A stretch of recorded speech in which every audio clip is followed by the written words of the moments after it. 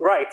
Hello, everyone. Thank you for joining our session today. I'm very excited to have with us David Moss from Square Enix Montreal. David will share his great experience with us on on character development and narration as well.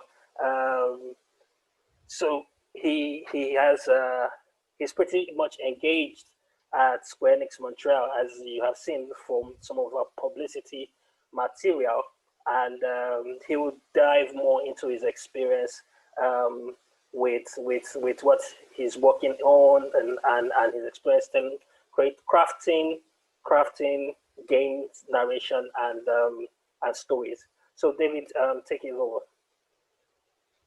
Hello.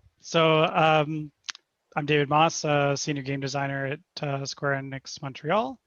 About 14 years ago, I got a job testing video games for a summer and decided that that's what I wanted to do for my entire career. And I started working in narrative design on brands like brands from Hasbro, Ubisoft, and even some original IP from Frima. Well, I was at Frima Studio in Quebec City. Then I switched gears into game design, and I worked on the Jurassic Park and Teenage Mutant Ninja Turtles franchise with Ludia in Montreal, before moving over to Space Invaders AR with Square Enix Montreal, which is where I am now. I also do freelance consulting work to help teams bring product story to life as a transmedia writer. That's taken kind of a back burner in the last little while. Wow, that sounds like a great background you have, especially working at all those studios you have and all the projects. Um, how will you just off the script a bit? How will you describe your journey so far for people looking to get into the industry? How will you describe your own journey? It was a great deal of perseverance, a great deal of luck, and a great deal of working on great stuff with great people. The community in Montreal has always been an inspiration to me, and for me, it was the best place to be making games, and I'm happy to be a part of it here. So a lot of luck, a lot of perseverance. Those are the two recipes. So Yeah, yeah. It sounds like every journey of anyone inspired to do something that hasn't been done before or coming out from a great background. To just get into it, what will you say is character design and how is that important to narrative and also for gaming as well? so character design is really the creation of the inhabitants of your narrative. So this can be anything from omniscient narrator who's just going to give you the tutorial or teach you how the game is played, all the way to a much more involved character like the ones we know from AAA or people like Nathan Drake and Cloud from Final Fantasy VII. Very deep characters with character flaws, character aspirations, and all the people in between. So for a narrative designer who's working on original IP, character design is really going to be taking the world Bible and figuring out what characters live inside that world. Sometimes that can come from characters that are, the characters can come from the writer themselves. Sometimes it comes from working with a character artist and you're developing a character for an existing visual. It's a little bit different in when it's existing IP because you have to make characters that work within a framework that is established and has expectations from the people who are interacting with that media. So it'll be about if you're working with the existing characters, you need to embody those characters and figure out how they work. And if you're creating new ones, they have to be characters that are going to exist in tandem with what is already established. Yeah, so it sounds like there's always a behind the character for it to come into a game and actually tell a story, right? You mentioned Nathan Drake. I know there are a few other characters that has been there. I think, how does anybody, a writer, structure their engagement around storytelling with the character? From a narrative perspective, is there a similar pattern with what happens in the movies to what happens in games? Is that is it sort of scripted? I think that's where I'm trying to get to. Do they have a scripted behavior throughout the game, right? Or is just what pops into the writer's head that gets into the game? I think one of the mistakes that narrative, or one of the traps that narrative designers can fall into is that they treat a game story like a movie.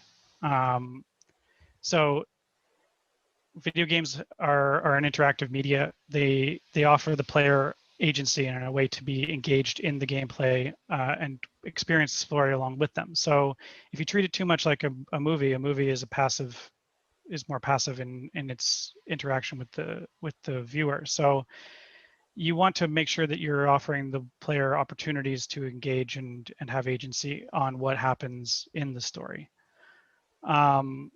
In the mobile space, this is much harder since the story frequently is not part of the core loop or fully optional. It's not the mechanics is usually what drives a mobile game more than the story will. A good example. So in the mobile space, it's much harder since the story is typically secondary. So you can do things like do little story packets. So you start the story at a certain place, offer them a few ways to branch from that original place, but then have it also conclude at the same point. So the player can feel like they're having a little bit more agency within how the story proceeds. You mentioned a few terms. I just want to give clarity to people who are not familiar with the gaming language. Things like core loop and agency. How will you describe, in basic layman terms, how will you describe what an agency is and what a core loop is to people who have never heard these terms before? Absolutely, good point. So agency is the ability for the player to feel like they can affect what is happening in the game. It's very difficult to make a game that has no agency because the whole point is it's an interactive media. So agency is offering the player ways choices in the gameplay that makes them feel smart, makes them feel powerful, allowing the player to feel like they're doing something that's fun, because games at their core generally want to be fun first more than anything else. A core loop is a game designer term where it's the main activities that we expect the player to do in a loop. So, for example, if we look at your typical RPG, we expect you to find a quest. That'll be the first part of your loop. Then it will be go on an adventure and come and do whatever that is, usually doing the gameplay.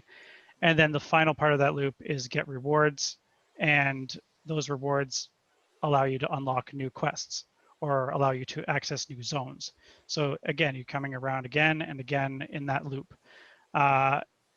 In AAA, I think it's much easier for the narrative to come through using that core loop, because you're pulled into a lot more frequently into multiple loops. And in mobile, it's a lot tighter. So we try to bring you through that loop in a very concise way through in the free-to-play space we call play sessions. So it's what you expect to do when I log into the game. I play for an X amount of time. The core loop is what am I doing in that time that makes me what makes me come back. So I think from your explanation, I think this is where the general branching of the core loops comes in terms of the storyline And if I'm interpreting what you say right, there's a general core loops, and there are other like branches out into other areas, especially games with multi-level. Is that what you're trying to give across? Yeah, the branching would come from the actual storytelling. So like maybe the story starts in a village and you decide to go and you take a quest that takes you to the forest. So you go and do that. And then in the forest, while you're in the forest, you collect an item, you bring it back to the quest giver, and the quest giver says through the story, you should talk to the innkeeper. He needs help with this, and you seem to be a capable adventurer. That would be how narratively you would go through the core loop. Great, great. So for those of for people in our audience who are joining in, welcome. We have our guest David Moss from Square Enix Montreal, who's also a senior game designer there, and also a narrative person as well. If you have any questions, please just raise your hand, and towards the end of the session, I'll allow you to ask your questions um, to our guest. So the next question we have is we see from research that I've done, we know that there are like two ways to narrative design: a linear approach and a non-linear approach. Can you help clear this concept out and how it helps drive innovation in the storytelling process and also in the character development process? Yep. So a linear approach is going to be where you don't have a significant deviation from a singular path. So this is more of your movie type of game. Like Nathan and everyone who plays Deus Ex or Uncharted is generally going to end in the same place. They're going to go. They may decide to do the level a different way, but the story points are going to be pretty much one after another. Whereas nonlinear approach is going to be that what I was talking about with the branching. It can be something as simple as episodic based narratives like we have in like Witcher 3 or things like that, to something as complex as a choose your own adventure game like you'd see with like episodes or some of these other choose your own adventure games on mobile. Both of these approaches are used in both mobile and AAA. But you're going to find in mobile, predominantly we're going to use the singular path, the linear approach. That doesn't mean we don't do it in other features in the game, but typically what you're going to find is the core loop is best served by a linear path. But in the same mobile game, you could have the main campaign being linear, while you have the events be very explorational, and you can do whatever you want within them. So they can exist together in the same. All right, game. great. Talking about tools and the creation process for character and narrative. Yes, we know about the normal development tools that we have, the free tools that we have for developing characters. A lot of software out there, from Unreal to Unity to 3D Max and that sort of thing. Are there any general tools that Square Enix personally uses in their own process for the character, for the narration, especially as there are apps for almost generally everything these days when you look for creation? What are those tools that you guys generally use at Square Enix to help develop, if you don't mind sharing? Yeah. In terms of the narrative, like specific programs that we use and things like that, I don't mean it's kind of boring. It's the Microsoft Office is basically what we typically use for a lot of what we're doing. It actually is quite robust in terms of what you can do with character design from a narrative standpoint. Personally, I use Microsoft Word a lot more than any of the others. If you're writing scripts, I've always had a good time with Scrivener. It really simplifies the formatting parts of it. But in terms of like tools that you can use to do character design, one of the things I would definitely recommend is it's thrown around a lot in writing, but saying show don't tell to yourself as frequently as possible when you're doing narrative and character design is going to get you a very long way. So the reality in mobile is that the majority of the players are going to skip any of your text. So it's really about finding ways in the game to show the story and get the player engaged with it, not using traditional text. It's not realistic for some mobile games. Sometimes you can't do this, but you should be trying to invest in ways to show the player as much as possible rather than actually just saying or just showing them text bubbles. So a few things that you can do is, if you have to use text, is to stay short and punchy. I would say that if you have to click more than a few times to get to the next point where the player is actually doing something, you've probably ended up in a situation where the player is going to start tapping their thumb instead of reading. For mobile, this is my personal preference, but cinematics are great, but animatics are better. If you can do like an animated comic book, which is actually typically cheaper to do, it allows the player to touch in and actually be a part of the progression of the story. And there's a lower chance that you're going to lose their attention because they may look away while the cinematic is still playing. You have no idea if they saw all the parts, but if you ask them to actually tap through the comic book pages, you can have little animations within there. You're going to get it's going to be a better quality product. And the last thing is use the whole phone to sell your product.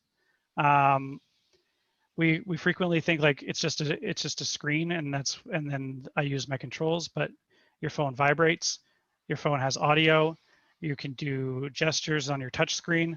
All of these are powerful tools that you can use to tell your story if it makes sense.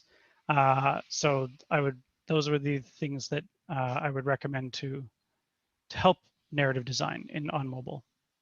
It's great you talked about mobile and how to get the player attention and even the gamer attention.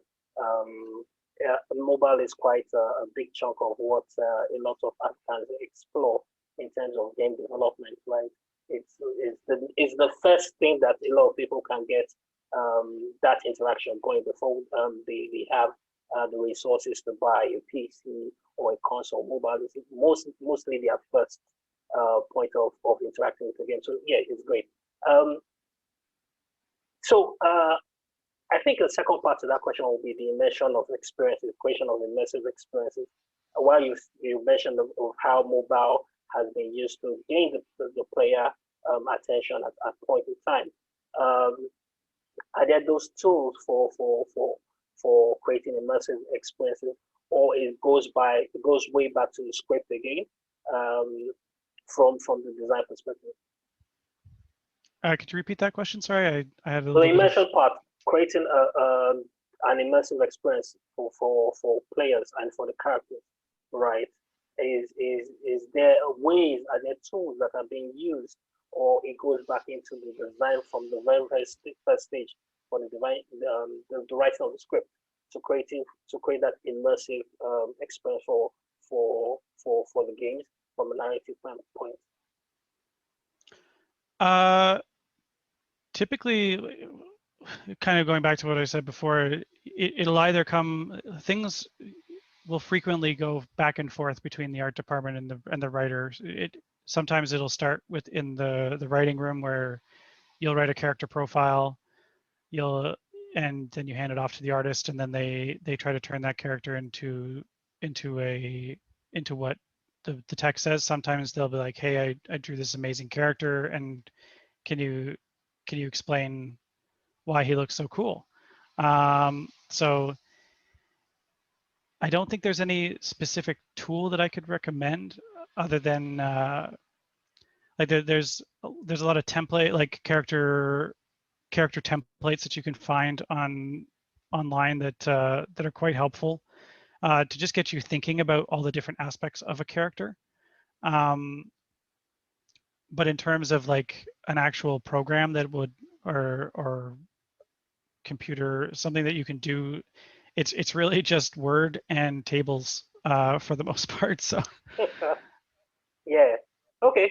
So from my experience, I'm sure someone will have an amazing suggestion for you, and I look forward to it. But for me, I'm a bit old school. I like just the notepad and I mean, that's everybody's favorite tool. Everybody who I've known actually sticks to Notepad, sticks to Word.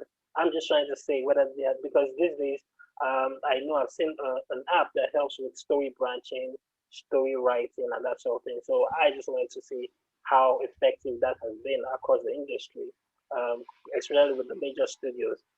So let's get into another part of the whole narrative development, which is about group discussions, right?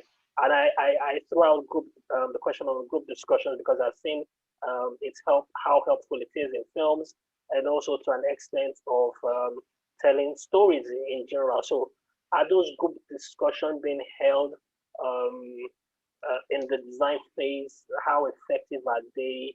What kind of things are really discussed at those sessions? yeah, I come from a workshopping background. When I was in school, we were required to every year to take a workshopping course. So it would be 12 to 13 writers, and we would each share our work once a week, and then the room would discuss the work and critique it. And I can say I didn't. There's no time in my career where I improved more than through those workshopping. They can be grueling. They can be very hard on the ego, but nothing will make your stuff better than peer review, because no one is their own best editor. Everyone needs someone to check if they are if it's as good as you think it is. Finding an editor is hard, because you need someone who can give constructive criticism, not just criticism. Uh, but once you find that person, it can be, you can go light years in no time. Typically, I guess because I've been in the industry as long as I have now, I can. It's been kind of a trade service for me. Like I'll edit someone else's stuff and they'll edit mine. Um, but when I was starting out, I found a fair number of online communities that were offering you the ability to have your stuff workshopped. So I went looking for them, and the one that I was using has since met its demise. But if you're brave, you could go into Reddit and have your stuff, try to find something through that kind of thing. But I believe that they're getting a tough skin on and getting to the core of what makes your stuff good is going to come from the group discussions. So how that translates into my work is that, like, there are other writers at Square Enix. So whenever any of us create something, it's subject to review from our fellow writers, and as well as the directors who are in charge of the project. And you're going to go through multiple rewrites almost certainly. So the group discussion is a mandatory part of delivering a high quality narrative. Great. I had that's because that your answers actually help us clarify some of the things we've been thinking about over the years in terms of development. Just to dive in a little bit into the workshop part, right? Uh, we in this part of the world, in Africa in general, since we're more at the nascent stage of the evolution of our gaming industry, um, I would like to delve into the kind of caliber of people who review your scripts, right, at the workshop level. If I go by what we have, generally have writers who write for newspapers, right, journalists, right. So if perchance, if we decide to develop a story writing session or workshop for people, just give us a bit of an insight into the kind of characters that come towards the workshop in terms of whether they are journalists or they are novelists or general. Who are those kind of caliber of people you guys normally have at the workshop? Yeah, the people who trained me were, two of them were novelists, one of them was a scriptwriter, and one was a playwright. So they definitely, because we're creating fiction, fiction writing is, at least to me, fiction writing is very different from nonfiction. So writing for newspapers, it's really not, you're making stuff up in one, and you're supposed to be recording the truth with the other, and the way you deliver that in an engaging way, I think, is very different. So, I mean, ideally you'd want narrative designers, but that's obviously something that an ideal world. But fiction writers would be where I would be reaching towards over the journalists. If not, writing good fiction can be a writer who does nonfiction writing professionally. It doesn't mean that they don't do fiction writing. It takes a very long time to write a novel, and I know a lot of journalists who are also novelists. So some people wear both hats. So if they have a background in narrative or in fiction, then that's a great start. And then the big thing for me, almost the more important thing, would be that how are they as an editor? Do they provide good constructive feedback? Because we're all consumers of fiction in some regard. We all watch TV or movies or read books. So everyone has their own media of choice. And I would expect that even if it was a journalist, they would be able to provide really solid feedback on what they do and do not like about someone's fiction. Also, video games tend to be very literal in we don't do a lot of interpretive narrative. So if it's more of a blockbuster type pop culture media types writing, it's easier, I think, because you're not trying to convey something very deep and nuanced. You're trying to get people to go, whoa. So Great. So let's go into the process of research, right? Again, if we take the example of movies and actors and actresses, we see some of them do research characters and also research certain values. I know for games that I have been following in the development of Senua, Hellblade Senua, they did do a bit of research into the Viking culture. So how effective is research, and what are the things to look for in when you're doing a research for a character for a game?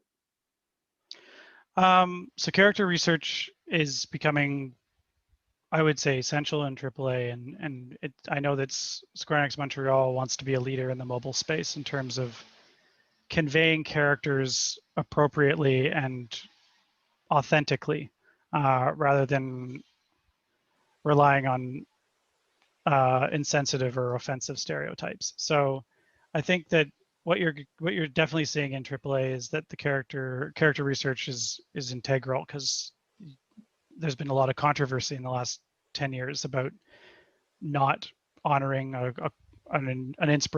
culture that inspires your game, and you do something that's very offensive to that culture, and someone's going to tell you about it. So it's rightly so. Like, this is the way it should be. We as narrative designers should never rely entirely on what we think we know about a culture. We should be consulting with that culture if we can, or at least doing thorough research of our own before we bring that to light. Something that Square Enix Montreal has done is we actually hired an external firm to do a cultural assessment of our game, to look at our characters and to look at the text and make sure that we weren't inadvertently treading into insensitivity and offensive stereotyping. So if people want to be narrative designers, there's going to be a part that you need to be someone who's going to do the research to make sure your characters are inspired by the real world and not a parody of that whatever the inspiration was. So I'll just reiterate the question that was asked. Akula has asked, how do you break into game design and how do you break into narrative design? When I did it, I know that the reason I got in was that that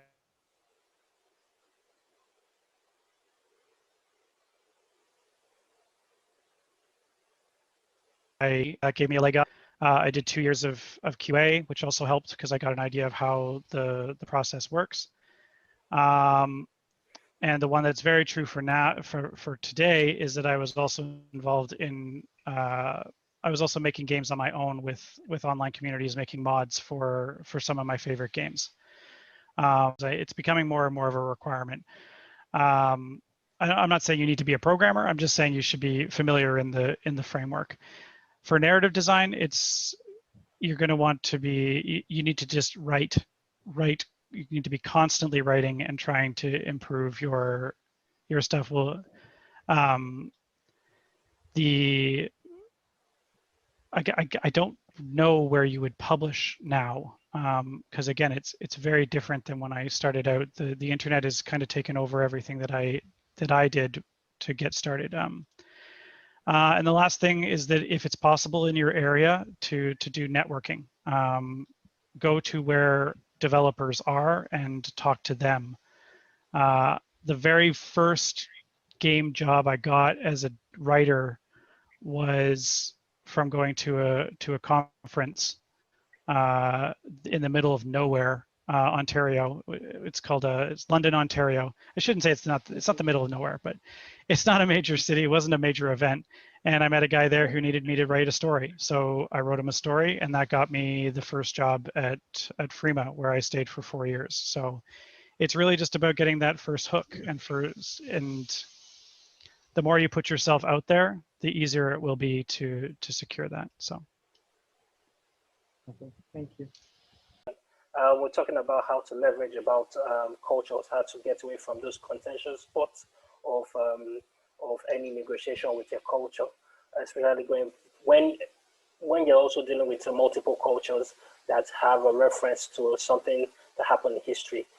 Outside of hiring a consultant, what other possible ways will you say from your experience you guys have have actually resolved such issues? So first of all, there's no perfect answer to that problem. But there are ways to do your due diligence to make sure that the problem there's the lowest chance of a problem. When you're dealing with 600 different communities that have a relation to, say your game is about Nigerian history, making sure that you tell that story exactly to the liking of all 600 is very unlikely. So what you're going to want to do, what I would recommend is you do play testing and you do interviews with, you try to determine which groups are going to be most affected by the story that you want to tell, and make sure that you interview a couple or a number of people from that background so that you can properly understand and try your best to objectively present the narrative that you want to deliver. Again, like I said, you're not always going to hit a perfect note if you're dealing with that many different variables. But in more general terms, it's going to be, I mean, if your main character's a woman and you didn't consult any women about how that woman behaves in your game, and you had no female writers on the game, you're likely going to get in trouble. So you should be trying to get it in front of them and hear their opinions, make sure get their constructive criticism, and do the very best you can to check your bias and listen to what those people have to say. There we go. So what will you say the role of static and dynamic characters and how they play out in the story fabric? What sort of principles are guiding them in the story arcs? Okay, so in a AAA game, you're going to end up predominantly with dynamic characters. Most of the characters are going to evolve through the course of the game and become different people at the end. maybe not the villain. The villain is usually the one who sticks to it. And then but in mobile games, you're going to mostly find that it's static characters that you're going to be interacting with. Most mobile games will have the character or characters you interact with will be mascots more than they are full-fleshed characters. There are obviously then definitely exceptions to that rule, but a lot of the characters will be characters who are just there to present the game and personify it. You're going to see dynamic characters starting to creep in more when you play RPGs on mobile, because it's more important that the player be able to make interesting choices and be able to have an evolution.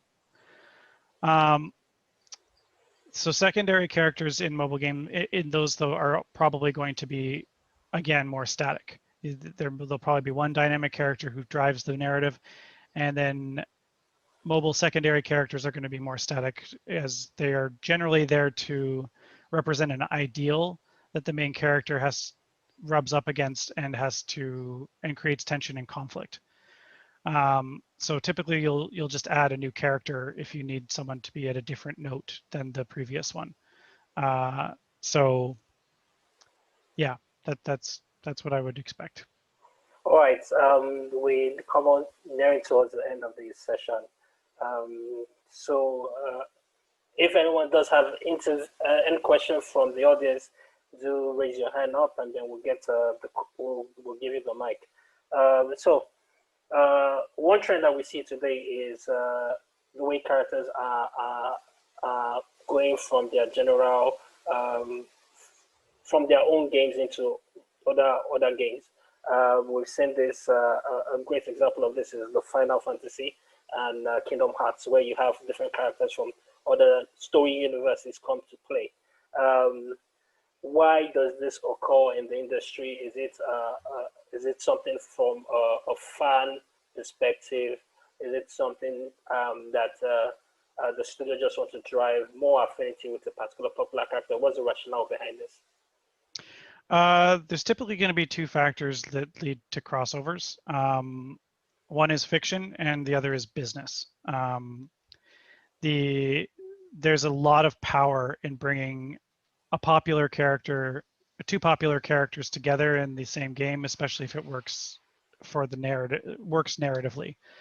I would say that about 50-50 chance that that it will pay off, but some franchises like Kingdom Hearts or Smash Bros, the world is built in a way that it allows for all these characters that shouldn't be together do work together.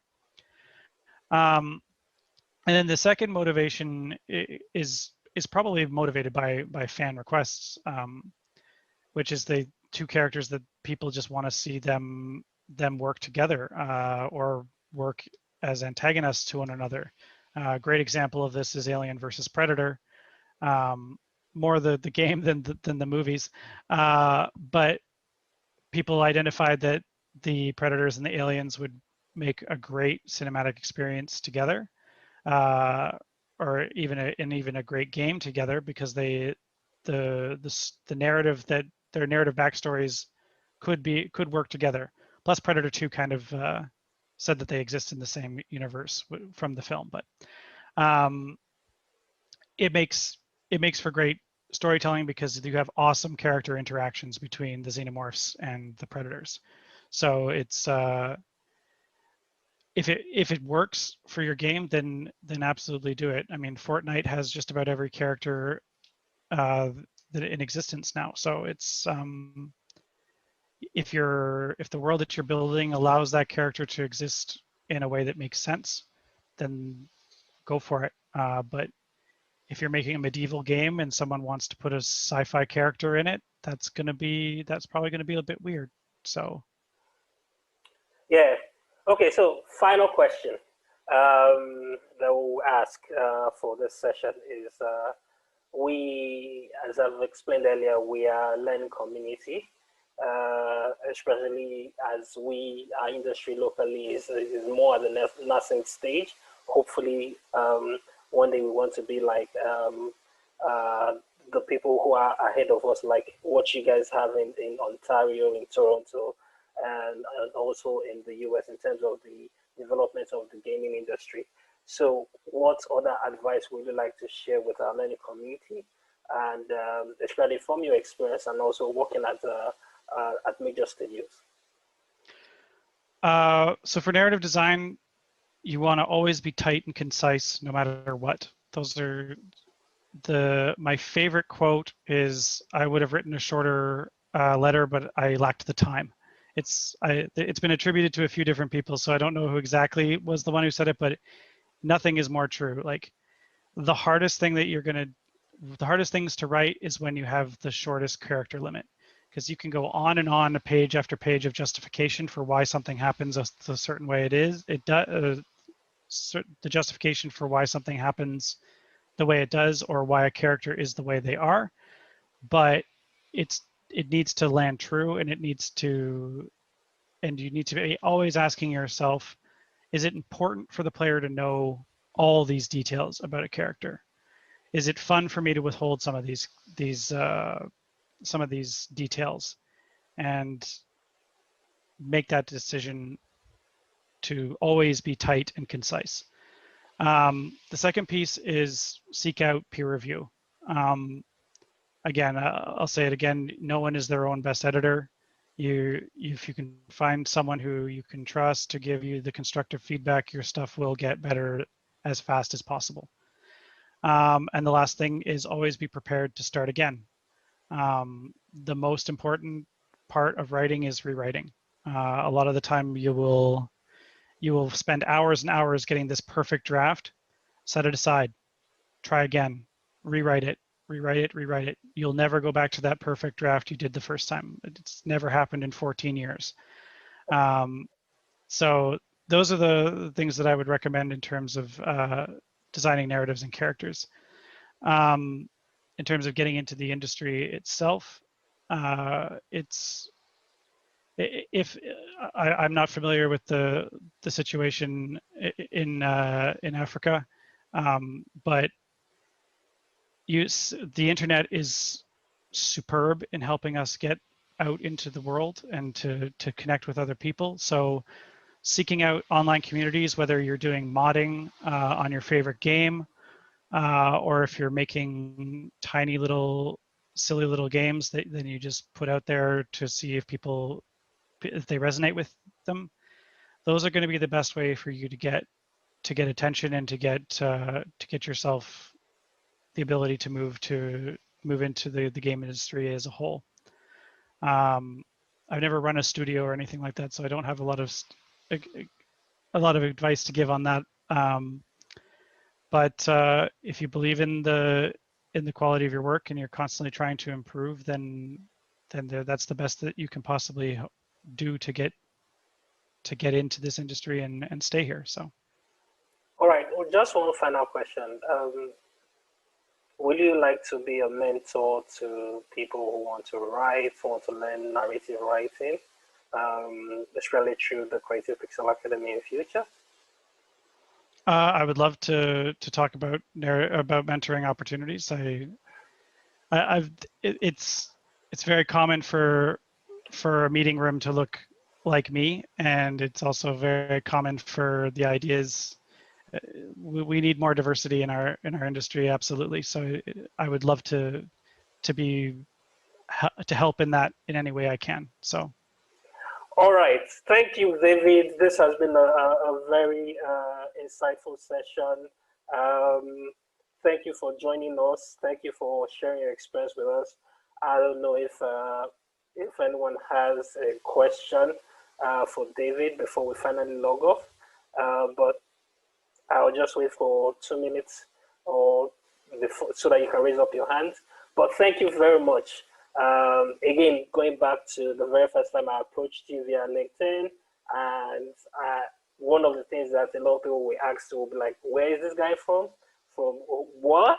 Nigeria? And you didn't do that. And so I'm quite happy that we got to do this.